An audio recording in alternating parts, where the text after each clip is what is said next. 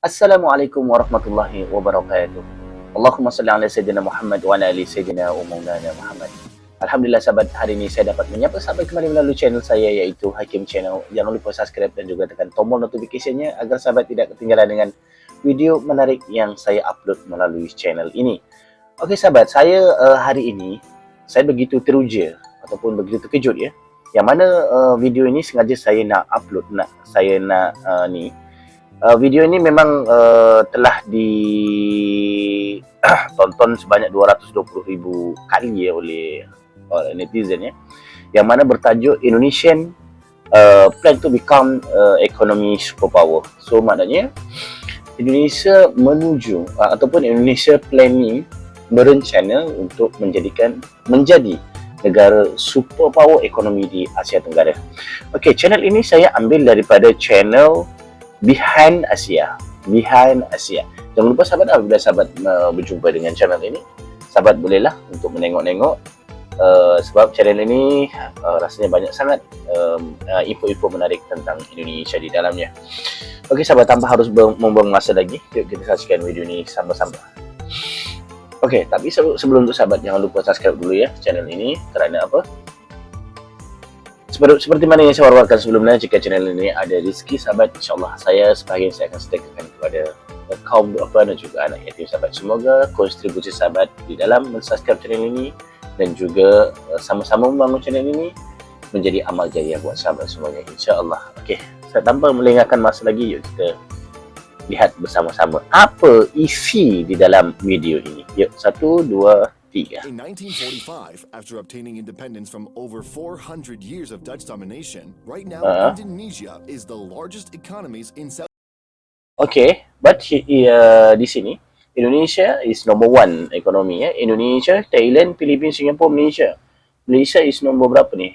Ya. Southeast Asia and emerging markets okay. because of strategic location in relation to the giant economies of China and India, abundant and diverse natural resources, young, large and burgeoning population, and relatively political stability. That's why, for the government, the current economic growth or progress isn't enough. So, in 2017, the Ministry of National Development Planning of Indonesia finished formulating a vision.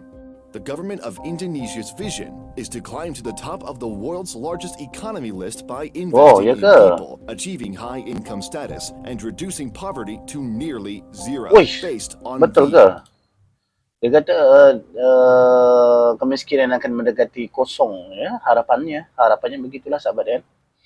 Semoga kemiskinan di Indonesia semoga cepat menguranglah, walaupun tidak nol juga lah kan, tapi menguranglah.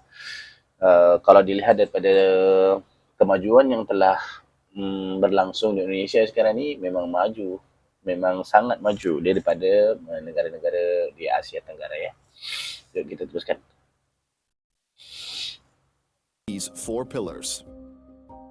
This vision was officially launched by this guy, President Joko Widodo, in 2019, in which he envisioned that Indonesia will become a developed country that will rise among the world's top 5 largest economies with a GDP of $7 trillion by 2045. President Jokowi himself comes from a humble merchant family. He understands that being the world's 4th populous country, and that's why, to boost the economy, Indonesia needs better infrastructure for people to escape poverty, which is almost 10%. That's why, after being first elected in 2014, his goal was to build more and more infrastructures. And by doing that, it made him a hero in... Okay, dekat sini ditajuknya Indonesian Plans Infra Spend by 2024 ya. Okay, kita teruskan sahabat. Inilah infrastruktur ya yang telah dibangun oleh Indonesia. In front of millions of rural Indonesians. From 2015 to 2018, the Indonesian economy showed a stable development trend with Okey, dari 2015 hingga 2018, perekonomian Indonesia menunjukkan tren perkembangan yang stable. An economic growth rate of around 5% annually. But Jokowi also knows that only investing in infrastructure won't make Indonesia a developed country. So apa yang dikatakan di sini adalah Indonesia saat ini tengah membangun infrastruktur sehingga negara Indonesia itu akan cepat menjadi negara majulah. Okay. In 2019 for the second term, he announced Vision 2045. And here all the challenges begin, because the vision he is expecting comes with very big challenges. Yes, very big challenges. Sangat besar, besar tantangannya. Most countries today, social protection policies play important roles in building equity, resilience, and opportunity, and in strengthening human capital. Indonesia is no different. Indonesia already has a solid base to build from, which they've improved over the last 2 decades. But Indonesia's future SP system needs to adapt and respond to a changing world. Over time, as the economy continues to grow and Indonesia progresses further toward becoming a high-income country, it is expected that the share of the population that is poor, vulnerable, and the middle class will grow larger. Many of them will continue to be vulnerable to disability, death, and natural disasters. Small shocks can easily send the vulnerable back into poverty. So, technological change, changes in how and where people work, and demographic developments will impact the type of social protection system and programs needed.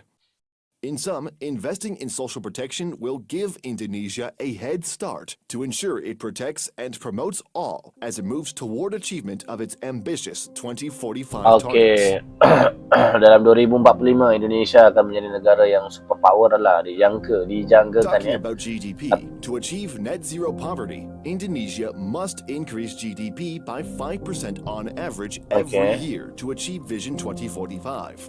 You would be thinking this is ridiculous and impossible. But actually, in 2016 to 2017, Indonesia managed to increase their GDP slightly above 5%. Pada 2000, Maybe this is one of the many reasons why Jokowi and his party are so positive about their vision of 2045. But the US-China trade war created a growing concern for Indonesia's economy. Because of their trade war, the growth of the trade balance of Indonesia declined in 2018 by 20,000 million. Also in 2018, foreign direct investment FDI decreased 8.7%, which is equal to $29.3 billion. Trade wars and United States trade policies have disturbed Indonesia's exports to the country and negatively affected the trade balance. Wah, hebat Indonesia is undergoing a period of demographic transition that will impact labor market dynamics and human capital in the coming decades. The number of older Indonesians will increase significantly, and this can cause an industrial manpower shortage for building infrastructures. Also, Indonesia has a shortage of engineers. Indonesia produces less than 50 engineering graduates per 100K population. The Program for International Student Assessment Test showed that Indonesian students were performing at lower levels in all areas. A shocking 42% of Indonesian students were failing to meet minimum standards in all 3 areas covered by the test, being outperformed by students in neighboring Malaysia, Vietnam, and Thailand. Maknanya kita pendidikan tu kurang, sahabat. Indonesia, the world's largest Muslim population. Oke, di sini diterangkan Indonesia adalah penduduk muslim terbesar di dunia, masih sering dipromosikan sebagai contoh apa nih? Demokrasi Islamic modern, negara paling demokrasi lah ya. Kalau dibilang demokrasi ya Indonesia paling demokrasi, manalah ada lawan politik menjadi anak buahnya ya, macam Bapak Presiden Jokowi sebelum ini berlawan dengan Bapak Prabowo ya. Tapi sekarang Bapak Prabowo menjadi menhan pada pemerintahan Jokowi ya. Itu tidak akan terjadi di negara manapun, sahabat. Walaupun di mbahnya demokrasi Amerika Serikat tidak akan. Bahkan sampai sekarang di Amerika Serikat, bahkan sampai sekarang Donald Trump tidak mengakui kekalahannya dengan Joe Biden. However, religious radicalization has also been on the rise by growing levels of Muslim conservatism. The moderate Jokowi has used several strategies to silence radicalism, like banning groups like Hizbut Tahrir Indonesia, which calls for a global caliphate of believers. According to Indonesian Muslim Report 2019, conducted with 1,567 respondents in 34 provinces, the report suggests almost 60% of the country's young generation identified as conservatives, especially Generation Z, aged between 14 and 21 years old, and young millennials 22 to 29. One of the reasons behind Indonesia's growing young conservatives is because almost half of the Indonesian education institutes follow religious-based education. Improving the education system in Indonesia is thus not only about increasing skilled manpower, but requires a fundamental shift towards changing people's culture and mind to achieve Vision 2045. Despite all of the challenges, the question is, how come the President Jokowi is so confident about being the 5th largest economy Mesti by confident. 2045? Jokowi's first-term practical economic development planning, which has achieved significant results in the past 5 years. As a key achievement, Indonesia's new economic output is rising.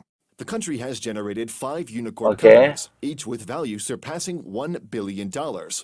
That's why, to turn its youth into productive age, the government launched its Making Indonesia 4.0 roadmap as a national-level strategy, with the goal of upgrading the economy's competitiveness and boosting industrial output.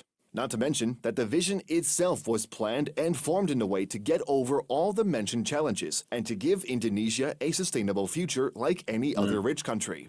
As a result, international markets have maintained positive expectations for the Indonesian economy. But if millions of Indonesians want a sustainable, better future, Widodo's 2045 dream may be very challenging, but not impossible. Apa yang dikatakan ini adalah apa yang direncanakan Bapak Presiden Jokowi 2045 menjadi sebuah negara yang superpower. Memang tantangannya hebat, akan tetapi tidak ada yang tidak mungkin. Ya, semoga aja terjadi, sahabat ya. Oke.